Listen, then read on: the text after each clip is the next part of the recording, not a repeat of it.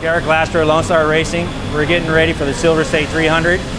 This year it's gonna be pretty tough. I heard there's silt that's pretty bad, so we're gonna take it easy, and then all the fast sections, we're gonna hold that thing pin. That water crossing, I think it's gonna be pretty deep. There's two of them, so one of them I think we can blast through, and the other one we're gonna have to kind of cruise through it. This year, for this Silver State 300, we made some shock changes, and so far we're loving it. The car is working flawlessly. The tires are working good as always, and the car is just on point. It's on kill mode right now. In this episode of the Lonestar Experience, the team makes its way to Alamo, Nevada for the Best in the Desert VT Construction Silver State 300, presented by Method Race Wheels.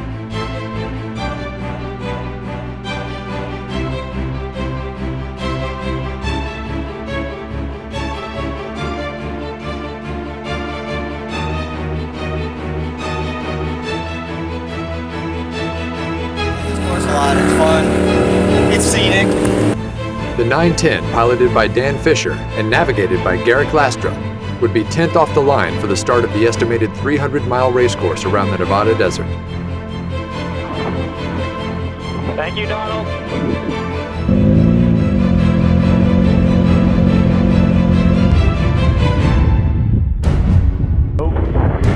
And we are off the line, guys.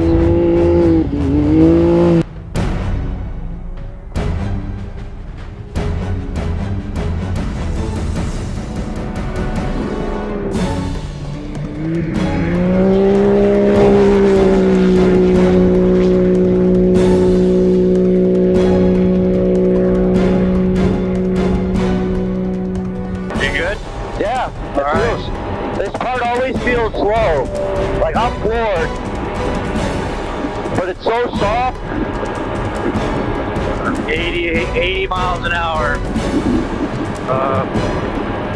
Cattle guard slight. You're gonna be a slight left. Slight to medium left.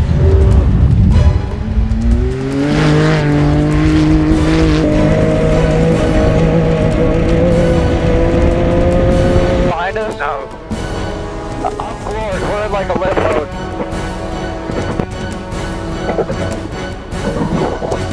Do you want to get ready to bounce out? What do you want me to do? Throw the honeycomb out? I rip it all out. How far is the first pit? 20-something miles. No one's there. Dude, I'm like limping. This is bored. Get ready. Let's go. Damn it. 10 to chase. We're having temp issues. Engine's really, really hot.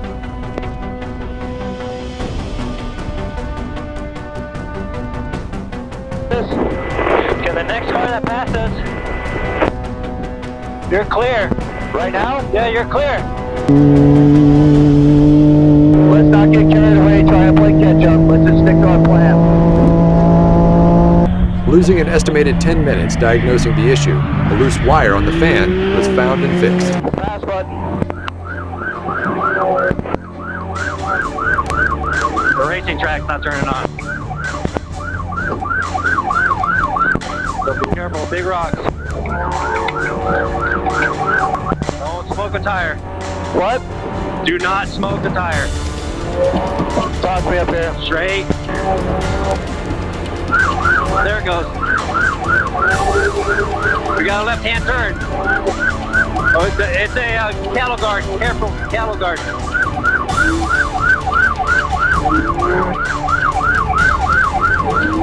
He's lazy moving. Good job, dude. Good job. The 910 was back up to speed, catching and passing several cars before the first pit stop.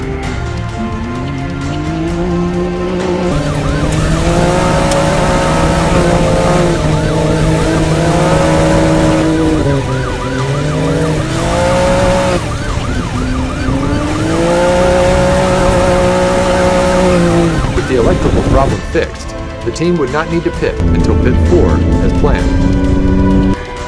There's Austin. We're on the left side. We're on the left side right here. If you need anything, right here. Keep going, keep going. The tight trees can be extremely narrow and hard to pass. Overturned trucks and broken down cars littered the course between pits 2 and 3. Somebody's down up here. Oh, wow.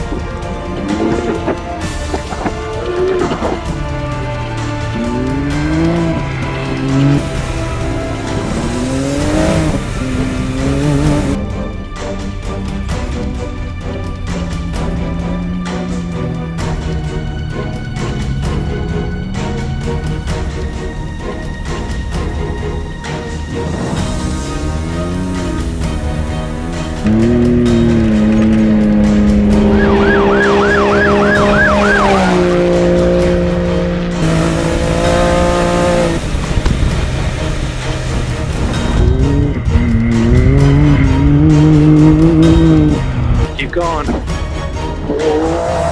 Is this a pit? Might be. Pit 3. Brian, we're coming into pit 3. Maybe. At pit 3, the pit crew would get a chance to get a quick glance at the car for flats or anything obvious that may cause an issue. The bridges are a unique obstacle for the teams and a spectator favorite.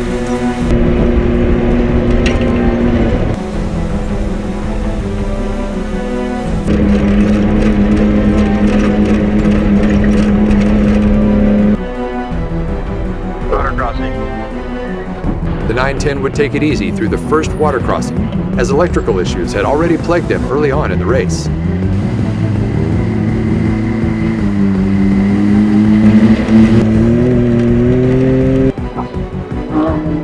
That was a deep one, right? Yep.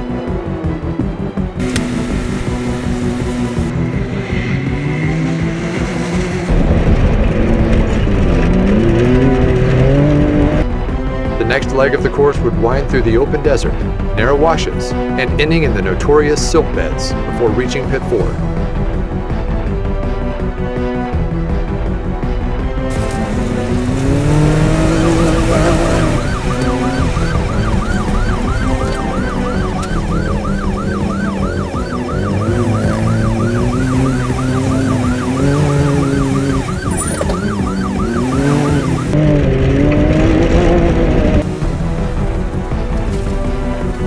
An off-camber drop into a wash would whip the steering wheel, causing Dan to lose his grip, smashing his hand into the dash, which he later found to be broken.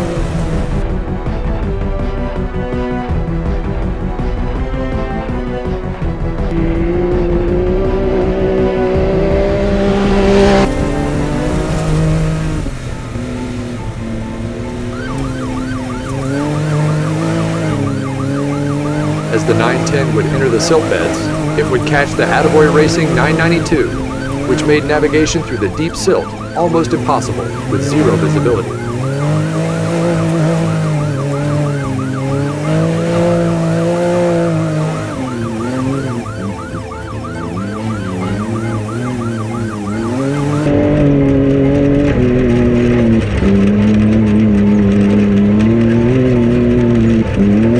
The 936 would get around the 910 using an outside line.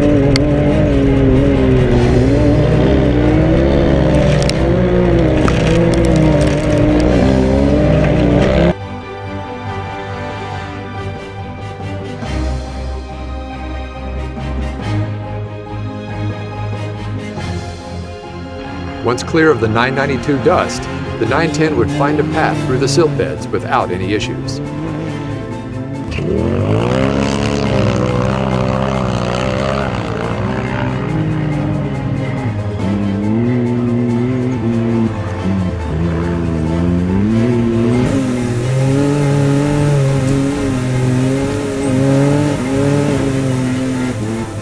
The second water crossing was just more than a big puddle as the 910 blasted through, as predicted by navigator Derek Lastra.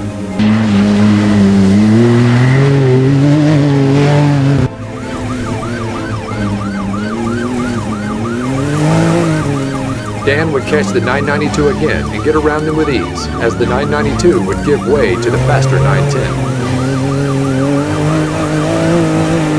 At pit 4, the team would change the left side tires, fill the tank with fuel, and get some drink and food to driver and navigator.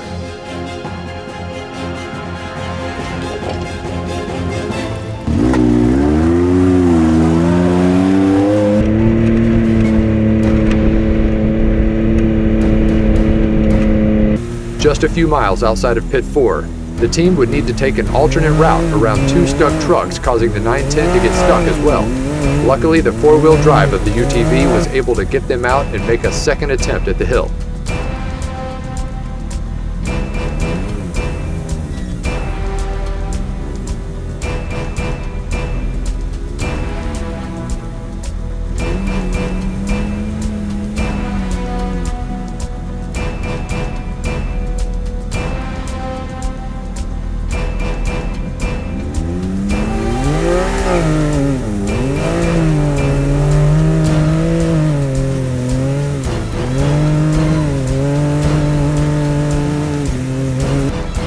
Another tight woods section after Pit 4 would claim several more cars, giving the 910 more position back that it lost early in the race.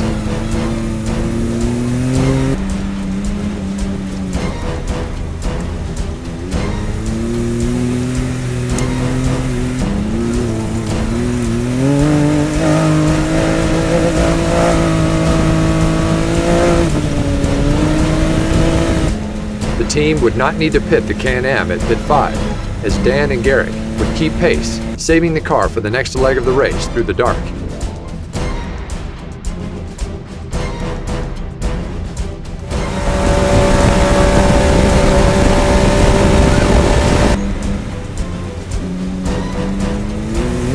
At the last pit of the day, and just miles from the finish, the 910 was on pace for a good finish.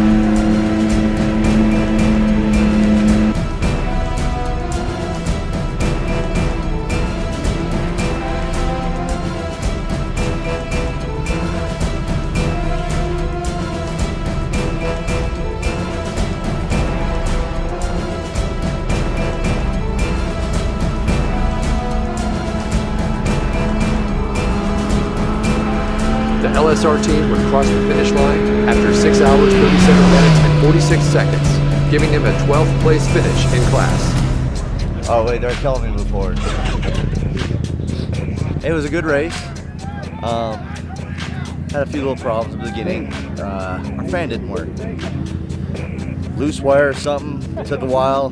Got it up and going by jiggling some wires and it started working, which is not the best feeling to get going. But we got going and just sat there and ran a steady pace, and then we were picking off people, and then shoot, I think it was Pit 3 or did we get fuel? I don't know. No, we didn't have fuel, so it was out of Pit 3. Like mile marker 115, we went off a little drop off, and I just jammed my finger and broke it.